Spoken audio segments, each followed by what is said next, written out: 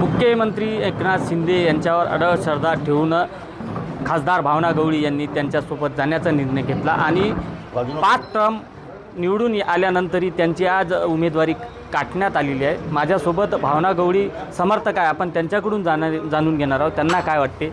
काय सांगाल, भावनाताईंची तिकीट कापण्यात आलेली आहे, इथं दुसरा उमेदवार जाहीर झालेला आहे, तुमच्या भावना काय आहेत? गलत आहे, सगळं गलत आहे। भावनाताई उमेदवारच खराब नाहीत, भावनाताईची तिकीट काढूच नाही। मी शिंदे साहेबाला आज हात जोडून सांगतो, देवेंद्र फडणवीस साहेबाला सांगतो की भावनाताईची जर तिकीट काढसान तुम्ही दुसरा कोणता उमेदवार तुम्ही उभा करा निवडून येऊ शकत नाही, हे गॅरंटीने सांगतो आम्ही। राजश्री पाटील हे यांची उमेदवारी जाहीर झालेली आहे, तुमचा पाठिंबा त्यांना असणार आहे की तुमची वेगळी? आम्ही ताईच्या मागे आहोत, बस आमची ताई जे आम्हाला सांगन ते आम्ही करू, बस तुमची आमचा नेता भावनाताई। ज्या टाईमला शिंदे साहेब बाहेर निघले होते, फक्त एकमेव खासदार असा होता की ते पाठीशी उभं राहिले, ते भावनाताई गवळी।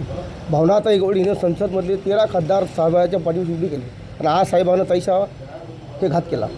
तुम्हाला असं वाटते की ठाकरेसोबत असताना तब्बल 5 वेळा 25 वर्ष भावनाताई खासदार राहिले आणि आज ठाकरेची साथ सुटल्याच्या नंतर प्रथमच भावनाताईंची तिकीट कापण्यात आली, याकडे कसं बघतो? तर नाही, भावनाताई सक्षम उमेदवार आहे आणि सक्षम उमेदवाराला काही नसते। आम्ही धनुष्यबाणाच्या पाठीशी आहोत, बाळासाहेब सैनिक आहोत आम्ही, आणि तो खासदार भावनाताई गवळी बी बाळासाहेब सैनिक आहेत आणि बाळासाहेब सैनिकाला हार कधी नसते।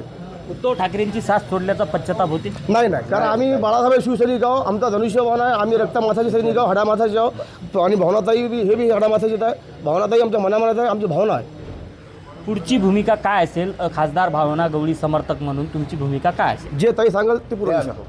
नक्कीच आपण बघतोय की काल रात्री देखील खासदार भावना गवळी समर्थक यवतमाळच्या दत्त चौकामध्ये आक्रमक झाले होते आणि त्यानंतर आता खासदार भावना गवळी यांच्या निवासस्थानाबाहेर मोठ्या प्रमाणात त्यांचे समर्थक जमलेले आहे, आक्रमक झाल्याचं आपल्याला पाहायला मिळते। संजय राठोड, साम टीव्ही न्यूज, यवतमाळ।